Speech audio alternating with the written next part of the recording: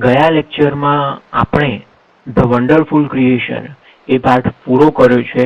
એનું ટ્રાન્સલેશન સમજ્યા છીએ, એની અંદર આવતા અનફેમિલિયર વર્ડ સમજ્યા છીએ અને આખા પાઠનું ગુજરાતી શું થાય છે, એનું ભાષાંતર શું થાય છે, એના મિનિંગ શું થાય છે અને અંદર જે કંઈ આઈએમપી ટોપિક આવતા હતા એ બધા પાઠ ચલાવતી વખતે તમને સમજાવેલા છે.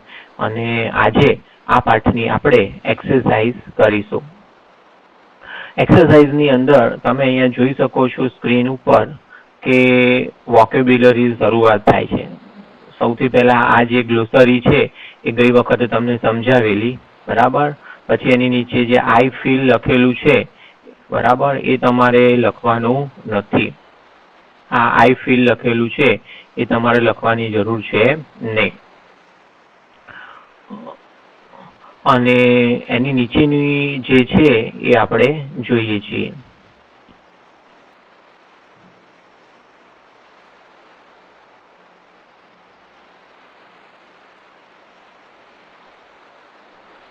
હવે આપણે એની નીચે જે આપેલું છે આઈ ફીલના ક્વેશ્ચન લખવાના નથી, પણ એની નીચે જે કંઈ ક્વેશ્ચન આપેલા છે એ વોકેબ્યુલરીની એક્સરસાઇઝ છે. નીચે અહીંયા જે વોકેબ્યુલરીની એક્સરસાઇઝ આવે છે એ આપણે લખવાની છે. સૌથી પહેલા અહીંયા લખેલું છે here are some words. Okay, પહેલો વર્ડ આપ્યો છે કમ્પ્લેન. તો કમ્પ્લેન નો નાઉન થાય છે કમ્પ્લેન્ટ. યાદ રાખજો, કમ્પ્લેન એટલે ફરિયાદ કરવી અને કમ્પ્લેન્ટ એટલે ફરિયાદ. પછી ઇમેજિન એટલે કલ્પના કરવી, ઇમેજિનેશન એટલે કલ્પના. પછી ઇન્સ્પેક્ટ એટલે નિરીક્ષણ કરવું અને ઇન્સ્પેક્શન એટલે નિરીક્ષણ, બરાબર. એના પછી છે એન્ડ્યોર એટલે સહન કરવું, એન્ડ્યોરન્સ એટલે તમારી સહન શક્તિ, બરાબર. ફીડ એટલે ખવડાવવું, ફૂડ એટલે ખોરાક, ફીડ નું નાઉન. ડિક્લેર એટલે જાહેર કરવું અને ડિક્લેરેશન નો મિનિંગ થાય છે જાહેરાત. ઓકે, હવે નીચે એની અંદર લખેલું છે tick mark. Tick mark the sentences with proper form of the expressions correctly used. If not, put cross and correct them. નીચે જો આપેલા શબ્દોનો યોગ્ય ઉપયોગ થયો હોય તો એને ટિક માર્ક કરો અને જો યોગ્ય ઉપયોગ ન થયો હોય તો એને સુધારો, બરાબર. પહેલું વાક્ય લખેલું છે our post office receives 25 complaints of loss of letters every day. અમારી પોસ્ટ ઓફિસ દરરોજ 25 ફરિયાદો લેટરની ફરિયાદો મળે છે. તો કમ્પ્લેન્ટ ફરિયાદો સાચું છે એટલે ટ્રુ આવશે. બીજું છે a painter drew a nice picture, his imagine is excellent. તો imagine ના આવે બેટા, આ ખોટું છે. આ જે imagine લખ્યું છે આ ઇમેજિન ની જગ્યાએ તમારે લખવું પડશે ઇમેજિનેશન. એ બરાબર છે, ઇમેજિનેશન, IMAGINATION. પછી ત્રીજું લખ્યું છે our principal never neglect students complaints. અમારા પ્રિન્સિપાલ ક્યારે વિદ્યાર્થીઓની ફરિયાદોને નેગ્લેક્ટ કરતા નથી. નેગ્લેક્ટ કરવું એટલે અવગણના કરવી. તો કમ્પ્લેન્ટ્સ લખેલું છે અહીંયા એટલા માટે આ સાચો જવાબ છે, એમાં કોઈ સુધારો થશે નહીં. પછી અહીંયા ચોથું વાક્ય છે the inspector came to our school four inspect. Inspect ના આવે બેટા, અહીંયા જે ઇન્સ્પેક્ટ લખ્યું છે ને એની જગ્યાએ તમારે લખવાનું છે ઇન્સ્પેક્શન. એની જગ્યાએ તમારે લખવાનું છે inspection. Okay, I like Punjabi feed because it is very tasty. તો ફીડ ના આવે બેટા, આ જે ફીડ લખ્યું છે એની જગ્યાએ આવશે food. I like Punjabi food because it is very tasty. પછી ત્રીજું લખ્યું છે our principal never neglect students complaints. Sorry, એ થઈ ગયું. છઠ્ઠું, nowadays people have no ability of endurance. અત્યારના દિવસોમાં લોકોમાં સહન શક્તિ રહી જ નથી. તો સહન શક્તિ સાચું છે, એન્ડ્યોરન્સ એટલે એમાં કોઈ ફેરફાર થશે નહીં, સાચું છે, બરાબર. તો જે રીતે સમજાયું એ લખવાનું છે. એના પછીની સૂચના લખેલી છે જો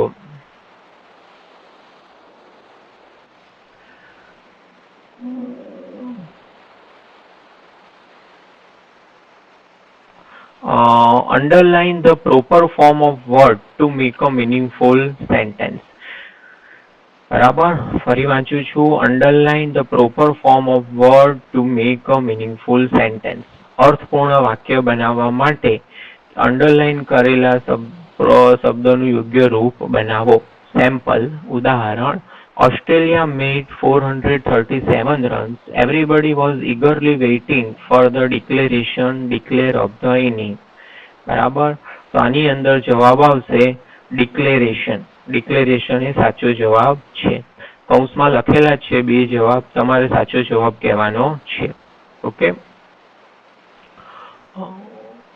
એના પછી પહેલું લખેલું છે. હવે એક્સરસાઇઝ આપણે કરીએ છીએ. પહેલું, વી એક્સપેક્ટેડ 50 ગેસ્ટ. અમે 50 મહેમાનોની અપેક્ષા રાખતા હતા, but we had only 30 guest. પણ અમારે ત્યાં માત્ર 30 મહેમાન આવ્યા. અવર કેલ્ક્યુલેટ went wrong કે our calculation went wrong. Okay, calculation આવશે, અમારી ગણતરી ખોટી પડી. So calculation is the right answer. પછી બીજું છે, buses are overcrowded these days. અત્યારના દિવસોમાં બસ ઓવરક્રાઉડેડ હોય છે. Do you have reservation? Reserve, તો તમારી પાસે રિઝર્વેશન કે રિઝર્વ છે? તો રિઝર્વ ના કહેવાય બેટા, રિઝર્વેશન કહેવાય. એટલે reservation is the right answer. ત્રીજું છે, exams are round the corner. Round the corner લખ્યું છે એનો મતલબ થાય છે નજીકમાં. પરીક્ષાઓ નજીકમાં છે. હાઉ ઇઝ યોર પ્રિપેર કે પ્રિપરેશન? તમારી પ્રિપેર કે પ્રિપરેશન કેવી છે? તો એમાં આવશે preparation. An angel was present at the time of create of a mother કે ક્રિએશન ઓફ અ મધર? તો એમાં આવશે ક્રિએશન ઓફ અ મધર. પછી પાંચમું, there is something wrong with my bike. I needs repairing કે repair. needs ના આવે, need આવે. તો I need repair આવશે કે repairing આવશે? તો repairing આવશે. મારા બાઇકમાં રિપેરિંગની જરૂર છે. The refuse of my friend's proposal disappointed me. મારા મિત્રની જે પ્રપોઝલ હતી એની જે ના પાડી દીધી એનાથી હું નિરાશ થઈ ગયો. તો રિફ્યુઝલ આવશે. This book is very interesting. Interest, આ બુક ઘણી ઇન્ટરેસ્ટિંગ છે, તો એની અંદર ઇન્ટરેસ્ટિંગ આવશે. I like ગુજરાતી ફૂડ કે ફીડ? તો ફીડ ના કહેવાય બેટા, ફૂડ કહેવાય. એટલે food is the right answer. પછી લાસ્ટ વીક ખાલેદા કમ્પ્લેન્ડ અબાઉટ હેડેક. ગયા અઠવાડિયે ખાલેદાએ હેડેકની ફરિયાદ કરી.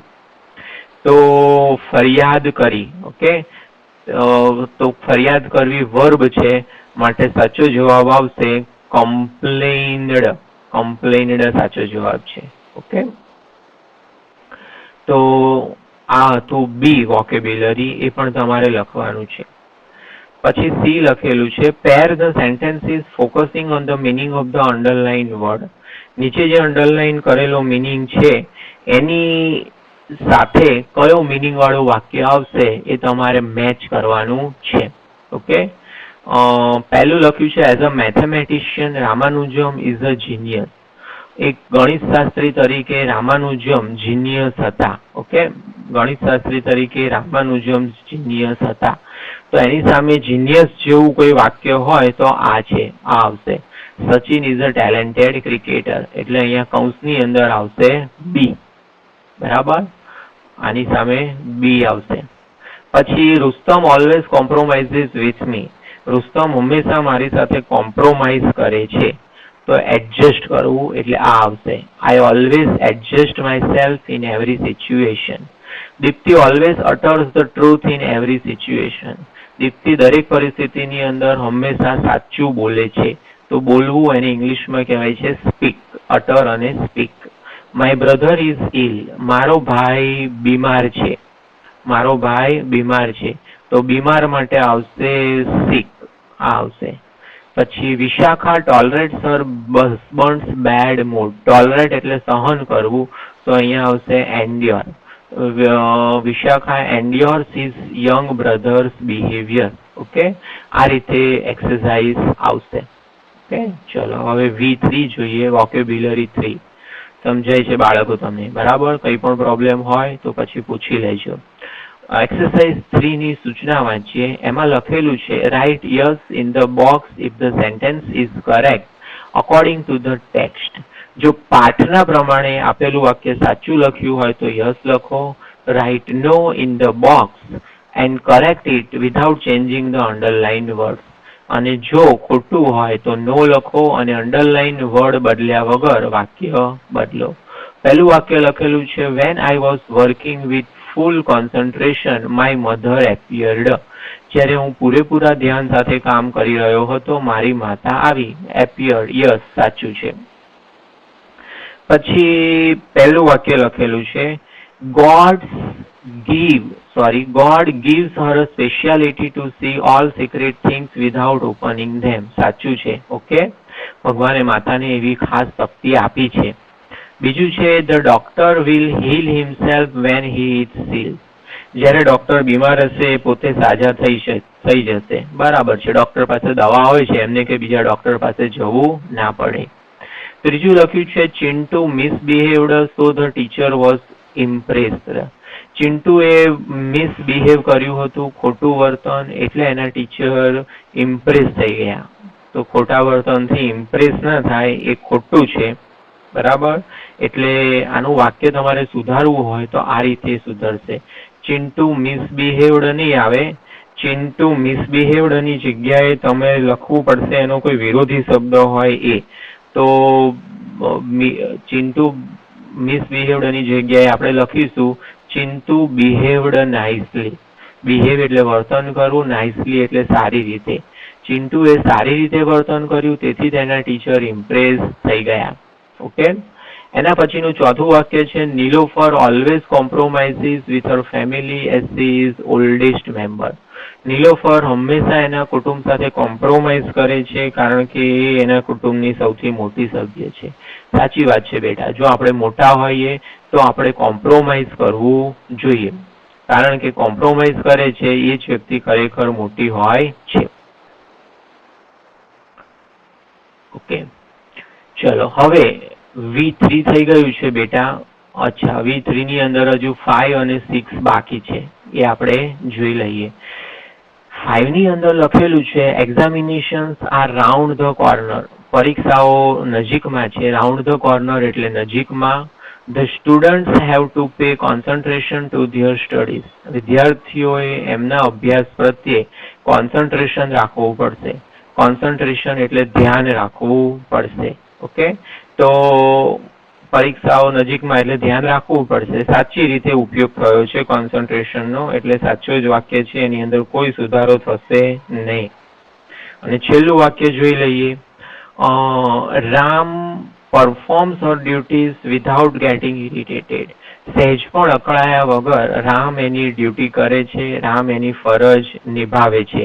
તો આ પણ વાક્ય સાચું છે. ઓકે, કારણ કે અકળાયા વગર નિભાવે છે એટલે એ પણ ટ્રુ આવશે એની અંદર, એટલે એ પણ જવાબ સાચો છે. ઓકે, ચલો મેચ V4 એની અંદર લખેલું છે, સૂચના વાંચીએ બેટા. શું લખેલું છે? Match A with B to make phrases. Phrase બનાવવા માટે, ફ્રેઝ એટલે શબ્દ સમૂહ, A ને B સાથે મેચ કરો. Use each in a sentence. અને દરેકનો વાક્યની અંદર પ્રયોગ કરો. ફોર એક્ઝામ્પલ, અહીંયા પહેલું લખ્યું છે ધ એન્જિનિયર વેન્ટ. ઓકે, પહેલું વાક્ય લખેલું છે the engineer vent closure to the model. Engineer મોડેલની વધારે નજીક ગયો. Closure two. ઓકે, આ ક્લોઝર શબ્દ લખ્યો છે એની સાથે ટુ નો ઉપયોગ કર્યો છે. હવે ટીયર જે લખેલું છે એ ટીયર નો ઉપયોગ કરીને તમારે વાક્ય બનાવવાનું છે. તો આપણે બનાવી શકીએ what are the tears four.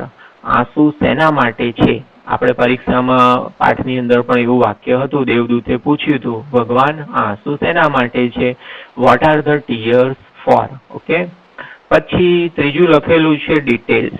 ત્રીજું લખેલું છે ડિટેલ્સ. તો એમાં આપણે કહી શકીએ can you give me details about your school. તમારી સ્કૂલની ડિટેલ્સ મને આપી શકશો? Details about. ઓકે, અને વર્ક્સ લખ્યું છે તો એમાં તમે લખી શકો my brother works with his friends sincerely. મારો ભાઈ એના મિત્રો સાથે સિન્સિયરલી કામ કરે છે. બરાબર. અને કેર વાળું રહી ગયું. કેરનું વાક્ય બનશે કે my mother tax care of me. મારી મધર મારી કાળજી લે છે. આ રીતે વાક્ય બનશે. ઓકે. હવે બેટા V5 જોઈએ છે. V5 ની અંદર લખેલું છે frame correct sentences with the help of words in bold. Bold writing ની અંદર જે શબ્દો આપ્યા છે એનો ઉપયોગ કરીને સાચા વાક્ય બનાવો. Malaria is the reason of dirty water. Malaria is the result of dirty water. Okay. તો સાચો જવાબ આવશે malaria is the result of dirty water. Malaria છે એ ગંદા પાણીનું પરિણામ છે. પછી વિશાખા સો સ્ટ્રેન્જ બર્ડ. વિશાખાએ એક અદ્ભુત પક્ષી જોયું. she looks happy puzzled. Okay. she looks happy puzzled. વિચિત્ર પક્ષી જોયું તો એ ખુશ થઈ ગઈ હશે કે પઝલ મૂંઝાઈ ગઈ હશે? તો આ આવશે puzzled, મૂંઝાઈ જવું. My teacher scolded me, I calmed down. મારા ટીચરે મને ઠપકો આપ્યો, હું શાંત થઈ ગયો, હું અકળાઈ ગયો. તો ટીચરે ઠપકો આપ્યો તો જનરલી બધા અકળાઈ જતા હોય છે, કોઈ શાંત થતું નથી લગભગ. એટલે જવાબ આવશે got irritated. ચોથું છે the topic of indirect speech was difficult. indirect speech નો ટોપિક હતો એ અઘરો હતો. So the teacher complained it 2 times. So the teacher explained it 2 times. Teacher ફરિયાદ ના કરે, ટીચર સમજાવે. એટલે આ સાચો જવાબ છે explained it. The student urged his teacher for leave. The students ordered his teacher for leave. Urge એટલે વિનંતી કરવી, order એટલે હુકમ કરવો. તો સ્ટુડન્ટ ટીચરને રજા માટે વિનંતી કરે, ઓર્ડર ના કરે. માટે સાચો જવાબ આવશે urged. ઓકે. urged એટલે વિનંતી કરી. આ એનો જવાબ છે. હવે જોઈએ છે V6. આ બધી બેટા આપણે વોકેબ્યુલરીની એક્સરસાઇઝ કરીએ છીએ. વોકેબ્યુલરી IMP છે એ ધ્યાન રાખજો. કારણ કે વોકેબ્યુલરી આવડતી હશે તો તમે ઇંગ્લિશની અંદર કોઈ પણ વાક્ય બનાવી શકશો. V6. Find out the word with similar meanings and use it in your own sentence. Similar meaning વાળા શબ્દો શોધી નાખો અને એને તમારા પોતાના વાક્યની અંદર ઉપયોગ કરો. સૌથી પહેલા લખેલું છે માઇટી. સૌથી પહેલા શું લખેલું છે? માઇટી. તો માઇટી નો સિમિલર મિનિંગ છે પાવરફુલ, શક્તિશાળી. તો એનું તો વાક્ય લખેલું છે અહીંયા નીચે કે Bhim gave a powerful blow to Bakasur. ભીમે બકાસુરને એક પાવરફુલ, શક્તિશાળી મુક્કો માર્યો. પછી બીજું જે વાક્ય લખેલું છે એની અંદર એક્સપ્લેન લખેલું છે.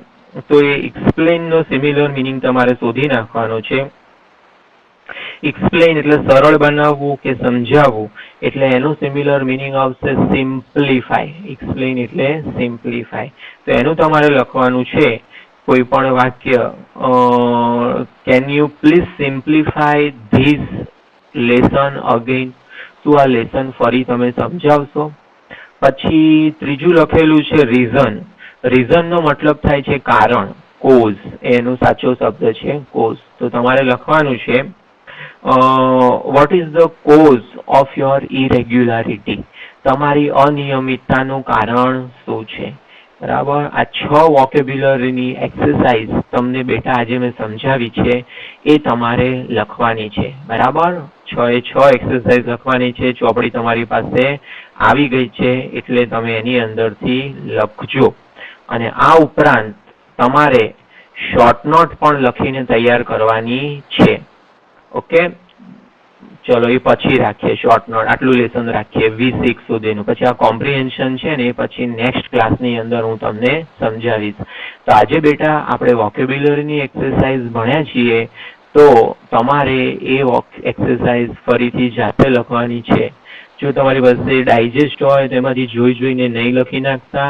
કારણ કે વોકેબ્યુલરી બહુ જ ઇમ્પોર્ટન્ટ છે. ભૂલી જતા હોય તો વિડીયો ફરી એકવાર જોઈ લેજો, જેથી કરીને ફરીથી કોઈ શબ્દ કે ક્યાંક કન્ફ્યુઝન હોય તો તમને સમજાઈ જાય અને તમારી કઈ પણ પ્રોબ્લેમ હોય તો ત્યાં તમે દૂર કરી શકો છો. ઓકે. તો આ સાથે આજનો લેક્ચર આપણે પૂરો કરીએ છીએ. Thank you very much. અને જો વિડીયોમાં તમને બરાબર સમજ પડી હોય તો કોમેન્ટમાં તમે લખજો કે I understood the topic very well, અને કંઈ પ્રોબ્લેમ હોય તો પણ લખજો, તો હું તમને ફરીથી સમજાવીશ. Okay, thank you, by.